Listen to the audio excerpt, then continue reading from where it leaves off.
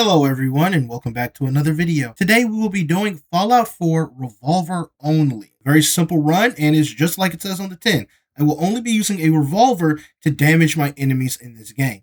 Fallout 4 has a few revolvers, but we'll probably get into that later. Also, I want to mention, since this is my first time ever playing Fallout 4 on the channel, I will go over the story in more detail than I plan to in later runs. Anytime I play a game for the first time, from now on, I'm going to go over a few more things than normal. If you've noticed in my previous games, I kind of just assume you know what's going on and then go ahead and play the game or the challenge or whatever we're doing.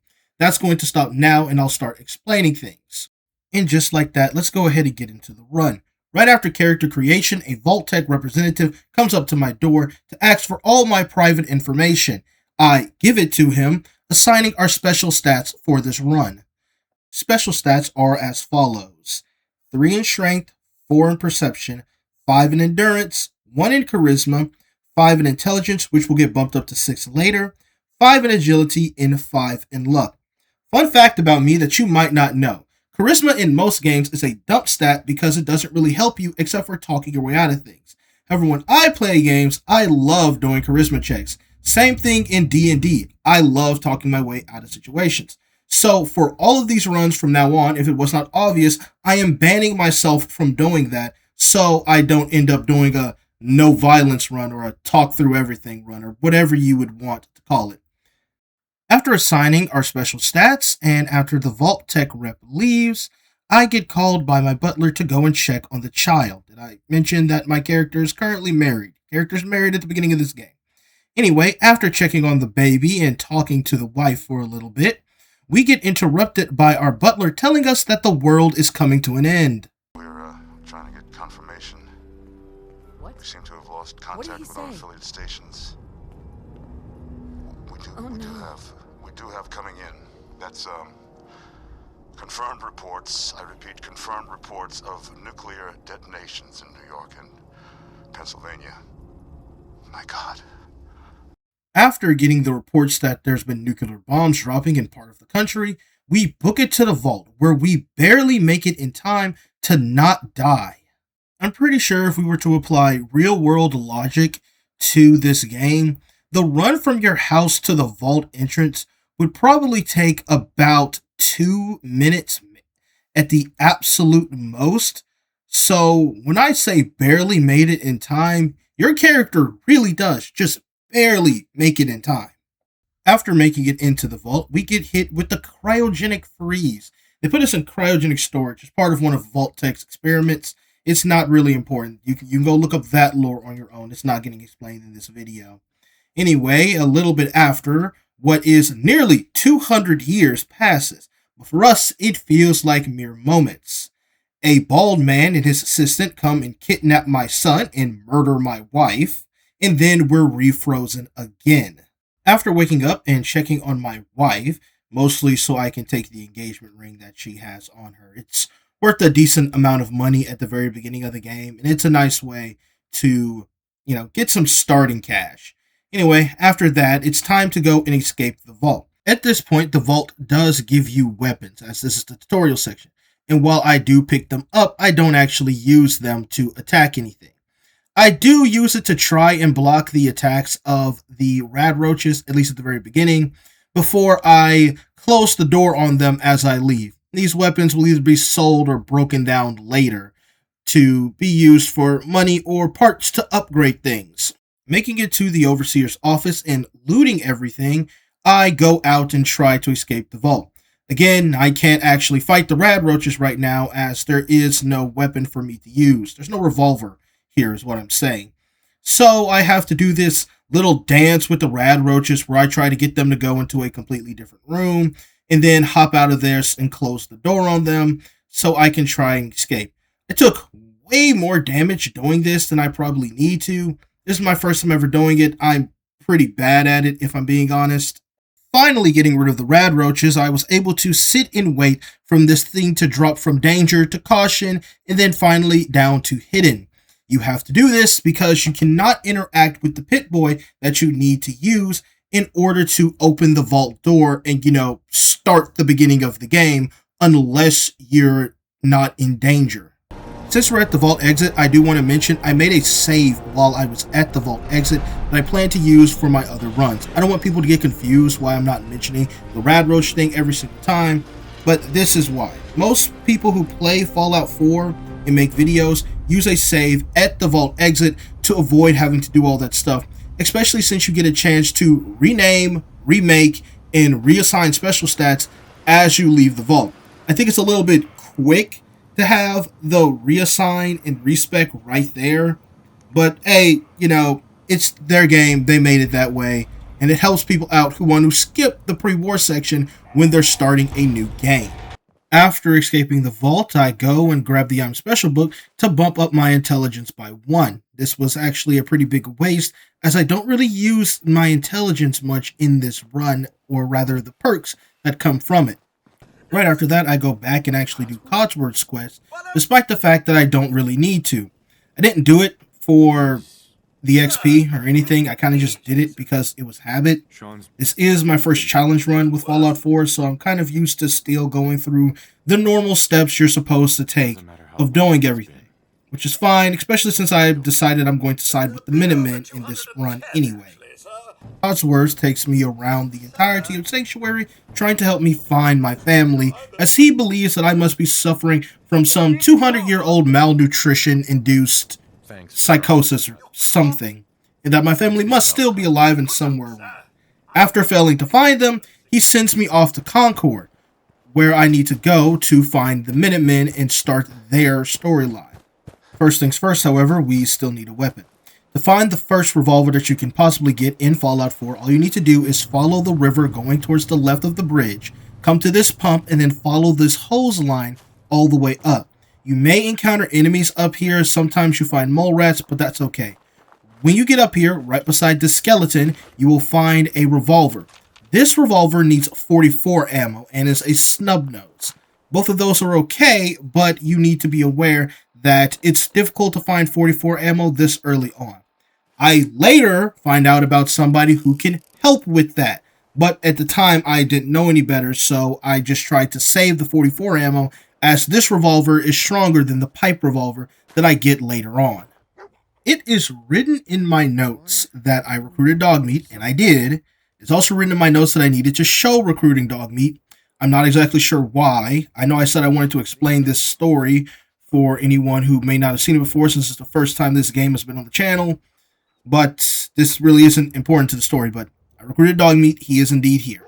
Since Red Rocket is also a settlement, I went through and cannibalized it, as I did with Sanctuary, although I don't have the footage of that. And then I proceeded to place down a bed in order to heal up back to full, as I've taken quite a bit of damage dealing with the rad roaches and the bugs that are around Sanctuary. After leaving Red Rocket truck stop, I went over to where Trudy and Wolfgang were. I shot Wolfgang immediately. There was no reason to talk to him. I didn't have the charisma to end this peacefully anyway. Wolfgang does have something I need anyway, so he would have got dropped regardless of whether or not I could end this peacefully. Wolfgang has a pipe revolver, which uses 45 ammo instead of 44 ammo. The pipe revolver is weaker than the regular revolver that I already have, but where it is weaker, it does have one advantage. The ammo is everywhere, and Trudy sells some. So obviously next I went and bought some from Trudy. Going to the Museum of Freedom, I kill the raiders pretty easily. They're never hard, but I gun bash most of them because I wanted to save ammunition for the Deathclaw. Because despite picking up a decent amount of ammunition from Trudy, I don't think this will actually be enough to carry us through this entire quest. I think it goes without saying that the raiders inside were no harder than the raiders outside, and were all killed pretty easily as well. Inside, I noticed I had leveled up. I had already leveled up one other time, so I decided to spend both perk points at once. I take one rank of Gun Nut and one rank of Science. I never really get any use out of either perks, as I don't end up playing long enough to see a lot of use from them. When getting inside and actually talking to the survivors from a group called the Minutemen, more on them later, they tell us there is a set of power armor on the roof, as well as a minigun that we can use. We obviously can't use the minigun, but we can use the power armor to fight the raiders. When getting onto the roof and grabbing the power armor, I do indeed grab both the minigun and its ammunition. Although we cannot use either of them, we can sell them later for things we will need, like ammunition, which is going to get expensive for me in this run. The raiders were basically chopped liver to me before. They are even weaker now that I'm in the power armor and that their attacks barely cause me any damage at all. If you know anything about this game, you know the raiders were never truly going to be a threat to me anyway. It is going to be the giant monster that pops out of the sewer pipe. At the beginning of the fight, the Deathclaw was focused more so on the raiders than on me, which gave me some breathing room. Good thing too, because I'm doing very little damage to this thing. I do eventually get the Deathclaw low enough to where I feel comfortable coming out of the little hidey hole I was in and just shooting it. It stopped moving for whatever reason, but I took full advantage of that all the same. I go and talk with Preston and the gang right after defeating the Deathclaw, and we all agree to go back to Sanctuary together. It was also at this time that Mama Murphy tells me to go to Diamond City to help look for my son. I bumped around Sanctuary for a bit, pretty much doing jack all, and then I traded with Trash Can Carla, and when I was done with that, I went and told Preston about my backstory. This was also when Preston gave me the first settlement quest that I needed to go and complete, so I started heading that way immediately. After getting there, I am greeted with a barrel in the face by one of the settlers, due to the fact that they have been getting raided again and again. They want me to go clear out the raiders at a nearby plant, which is actually not nearby in the slightest. Everything was going fine on the trip there until I got careless and wasn't paying attention to the fact that there is a raider with a mini nuke in this part of the town, and got my first death of the run. Normally, this wouldn't be too big of an issue, but I, the super genius that I am, forgot to save this game and now have to start all the way back from Sanctuary to do all of this again. Okay, so I do that all over again, and this time I actually remember to pop a save as I enter the city so I don't die immediately. The raiders are using a place called Corvega Assembly Plant as a hideout, so I need to clear out the entire building in order to help out the settlers. There wasn't much to say here. The raiders here are barely any stronger than the ones outside the Museum of Freedom. Even their boss, who was supposed to be a lot stronger, wasn't all that much. They do outclass the raiders at the Museum of Freedom in terms of damage, but that still wasn't enough for them to really be a danger to me, and I killed them pretty easily, though I did use most of my healing supplies. I go back to tell Preston that not only have I helped the settlers deal with their raider problem, but that they've also decided to join the Minutemen. This will be the first of many settlement quests. To keep this video from being too long and to save on my sanity as I have to edit it, I'm not going to go into a ton of detail with each settlement, but I will go over them in some variety. Not only does Preston now tell me what happened at Quincy, which was a group of gunners, a mercenary group, came and massacred the people who were living there and the Minutemen who came to help, causing the Minutemen to dissolve, but he also promotes me to the rank of general and makes me the leader of the Minutemen. You do one thing for someone and you become their boss. That's how it goes.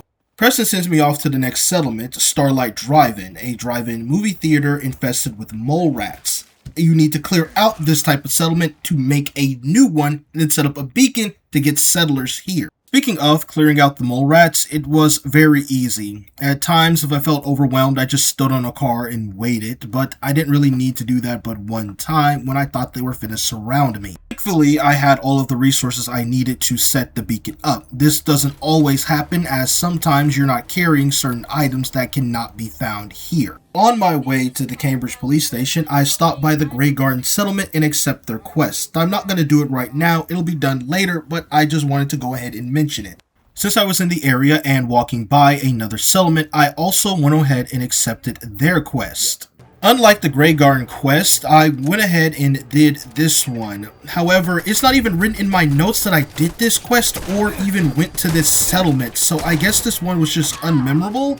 Which, looking back at the footage, yeah, this was incredibly easy to do. As with most of these settler quests, it's a very short one. You really just need to go in, find the raider boss, and kill them. You don't even have to kill all of the raiders, just most of the raiders and their boss. Regardless, it doesn't matter. We got them to side with the Minutemen, and that is what is important. Arriving at the police station, I find Dance & Co. under attack from a pack of feral ghouls that I helped them take care of. After a little back and forth, Dance asks for my assistance with something him and his people need to get done, so I agree and me and him head off to ArcJet. Dance explains on the way to ArcJet why exactly him and his people are here. They are part of the Brotherhood of Steel and are here in order to obtain advanced technology to take back home.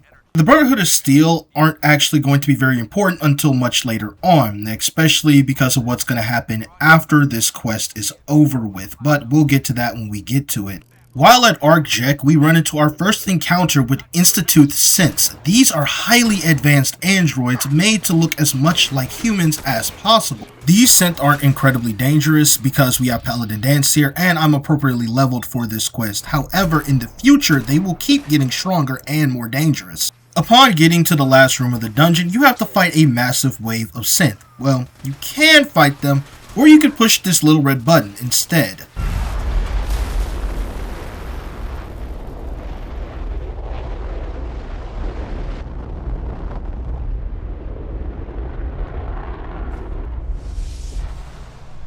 After picking up most of the weapons and ammunition dropped by the synths, I go to check on Paladin Dance to make sure he's still alive. And he is, which is great.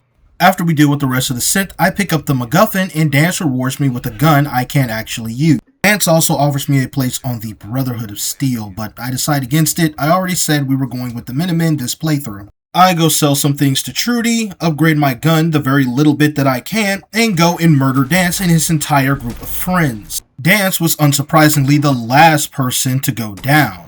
I went into Walt Consumer Electronics to grab this little piece of paper and holotape so I can start the Speak of the Devil quest in order to get a fancy set of power armor. While going to the first area that I need to go to for the quest, I came across some Enclave Remnant Soldier. This is the second reason I did the quest. They typically have high tier gear that I want. However, for whatever reason, they didn't really spawn with that gear in.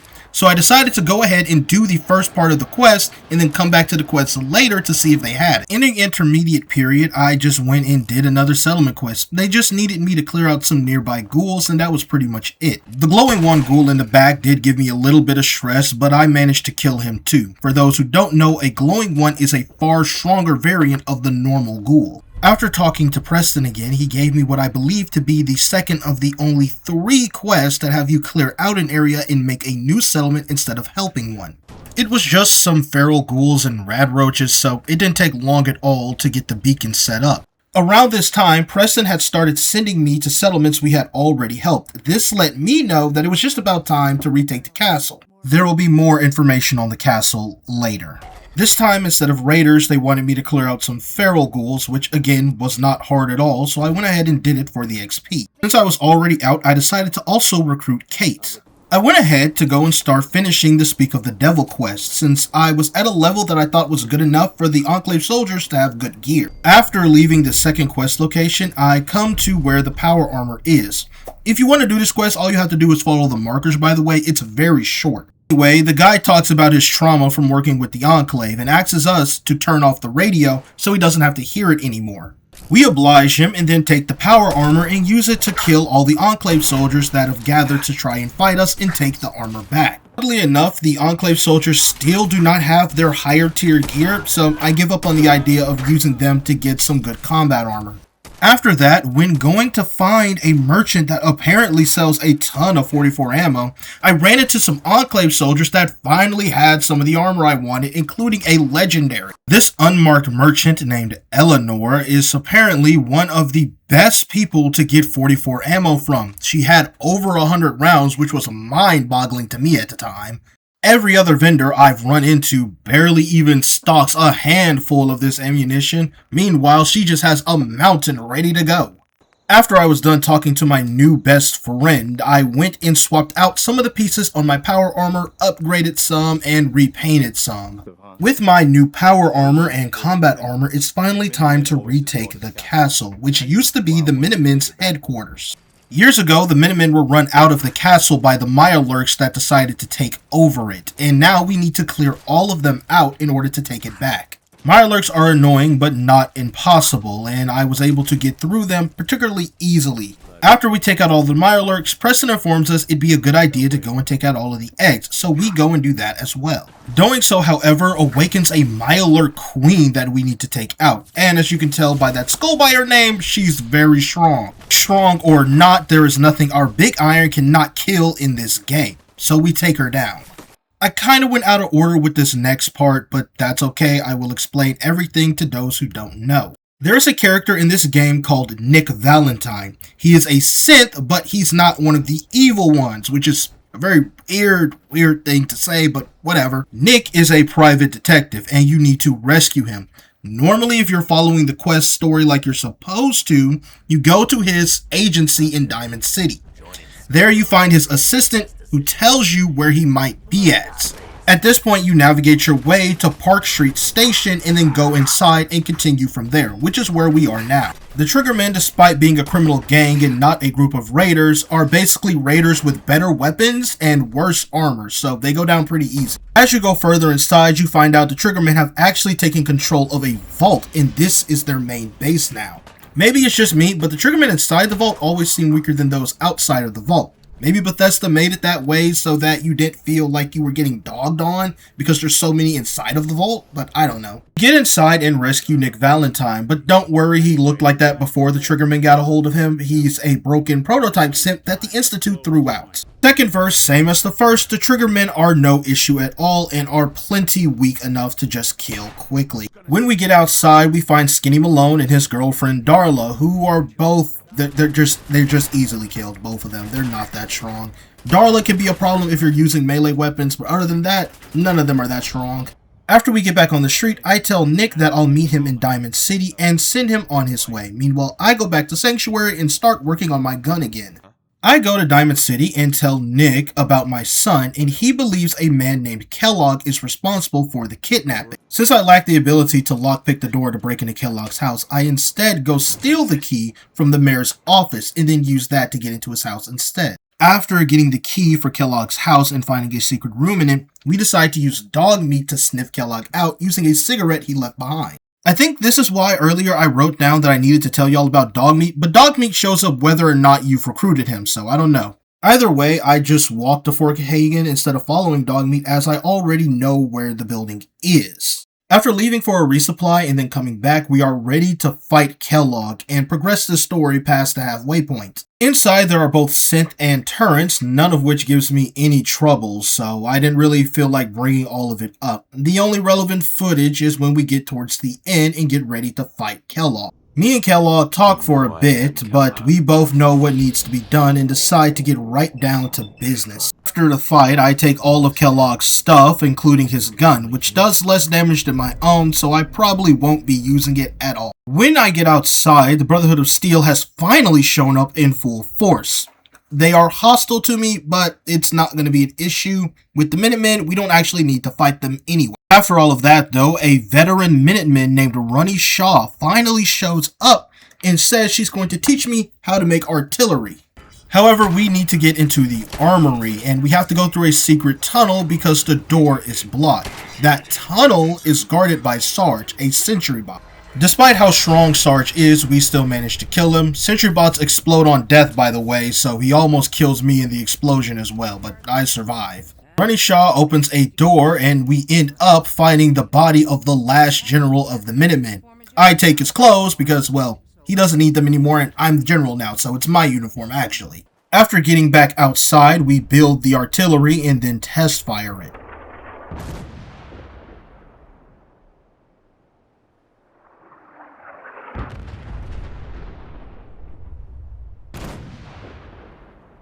I go back to Nick and Piper and inform them of what happened with Kellogg. They tell me to head to Good Neighbor so I can use the piece of Kellogg's brain to try and learn how to get into the Institute. I go to Good Neighbor and grab the waypoint there, but instead I head to Old North Church to go and meet the railroad. They will be important later, so it's okay to meet them now. You know that thing where YouTubers say they're going to do something and then don't do it?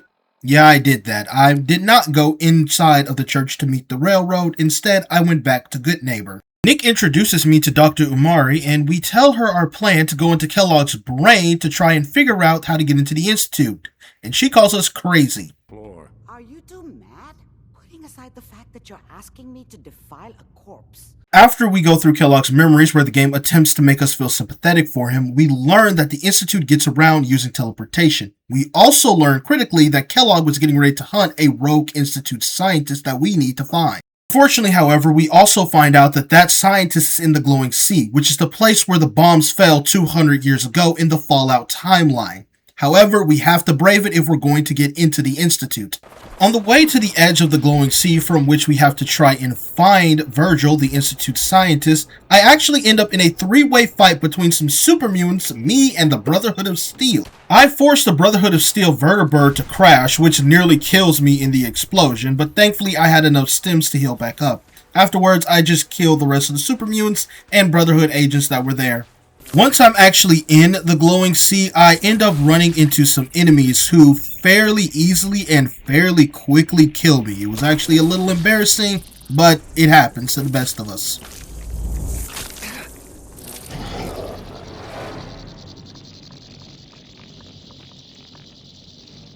Afterwards, I go back and pick up the suit of power armor that I just have lying around that I keep forgetting to grab and use despite having the fusion cores to do so. I do, while I'm out there, also run into some Enclave soldiers. However, I decide completely against actually fighting them, as they're probably capable of 3-tapping me with that stupid weapon that's meant to take down vertibirds. Do you remember earlier when I struggled against the Deathclaw? Well, that's not happening anymore, as I'm able to make one of them look like a complete and utter fool. Although, by this point, if you can't do that, you're probably doing something wrong. We do eventually find Virgil. He's hidden away in a cave, waiting for an Institute agent to try and kill him. He has been turned into a super mutant due to experiments at the Institute, and in offering us help, wants us to help him by getting a cure once we get inside of the Institute. Virgil proceeds to tell us that what we need is a courser chip. A courser is a special type of 3rd-gen synth. Unlike other 3rd-gen synth, which are made to blend in, a courser is singular purpose, to kill. It is a war machine. Literally. We track the courser down to Green Tech Genetics, where he is currently fighting a group of gunners to get at an escaped synth that is being hidden by them. After slaughtering my way through the first half of enemies, almost dying to a rocket launcher, and then slaughtering my way through the second half of enemies, we finally make it to the courser. The courser fight was incredibly easy, far easier than normal. Normally he has a skull by his name, is at a higher level than you. I thought that was a mandatory thing, but apparently not. I just fight him under leveled, it seems. He also got hit with a crit, which made it even easier, but he's never really that hard to begin with. I take the chip from the courser's skull, and then I proceed to go to the railroad. You would think the game would have you go back to Virgil, but nope, straight to the railroad. When getting to Old North Church, there are a bunch of ghouls inside, including a legendary. They're not really that big of an issue. I do so much damage at this point that they are easily killed. Getting into the railroad's secret base is actually pretty easy, as it is literally railroad. The password to their base is the name of the organization. I talk a little bit to Desdemona, the leader of the railroad, as her and a few other railroad agents point their weapons at me, until another member of the railroad comes up, named Deacon, and he vouches for me, saying I'm good. Something I don't see a lot of people talk about, however, is the fact that no matter how quickly after killing the courser you come to the railroad, Deacon already knows you killed the courser. Meaning that this guy, the railroad spy master, is so good at watching everything happening in the Commonwealth, he knows things the moment they happen. Despite all of that, I don't really care too much for the railroad. I don't plan to side with them. I find them quite boring to deal with, even in just conversation. So instead, I decide to just kill all of them. Who was going to stop me? Not them. They were weak, except for Glory, who was very strong, but, you know, she dies too, so who cares? After the great cleansing of the railroad, I go and just decode the chip myself, which is something you can do, so you really don't need the railroad for anything unless you plan to side with them. You might as well get rid of them and sell all their stuff. The next part is just going to talk to a bunch of people, and that's about it. I go to Virgil and have him create the plans for a teleporter. I go to Sturgis and have him create the teleporter. And then I go to the Institute where I talk to Father. Except, surprise, surprise, Father is actually our son, Sean, the one we've been looking for this entire time. He's become the leader of the Institute. Depending on who you're trying to side with this time around, you either kill Father, disagree with his plans, or you agree with his plans and then double-cross him later on. I decide to just kill him. This makes the Institute hostile so we can actually get to the ending for the Minutemen. The Institute isn't best pleased with that, obviously, and they launch an attack on the castle. Something I don't really think about very often is that whether or not you kill Father, they'll launch this attack. If you just tell Father no, they will still do it. Probably because you now have the plans and technology to build a teleporter to get inside of the Institute, and that is technically a threat to them. After all the fighting is done, I get Preston and let him know that it's time that we attack the Institute. Sturgis finds a single vulnerability in their defenses that allows me to get in through a sewer pipe, and I exploit that to get inside of the base and allow all the other Minutemen to get in as well. The fight inside the Institute is truly a spectacle to behold. It's my favorite part of the game almost every time. However, there was one slight hiccup. That hiccup being the fact that I started to get low on ammo before we even got to what could be considered the tough fights. I tried not to think about that as I went to go open a pair of doors for the Minutemen, as well as trigger a full evacuation order to everybody in the Institute, so few people as possible die. While conserving ammo as best of my ability, I head into the reactor core, place down the bomb, and then we escape the Institute. After we escape and get outside, I press the detonation button and blow the Institute sky high, essentially setting off another nuke in a wasteland that does not need another nuke to go off in it.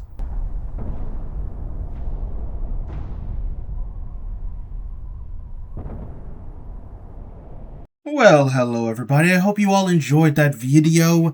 Happy Juneteenth, at least if you're watching this when this video is absolutely fresh. I did a few things different in this video, like I said I was going to at the beginning of it. And I kind of want to know y'all's feedback. Do y'all like the different style? Do you like that I took away the intro? I still plan to have the outro music. You'll hear that in a little bit. But do you like the style of this video? I also plan to do other Fallout videos, not just Fallout 4, but also 3 in New Vegas. I can't record that on my PS5, so I'll have to wait a little bit because I'll need to get a recording software that I like set up for my laptop.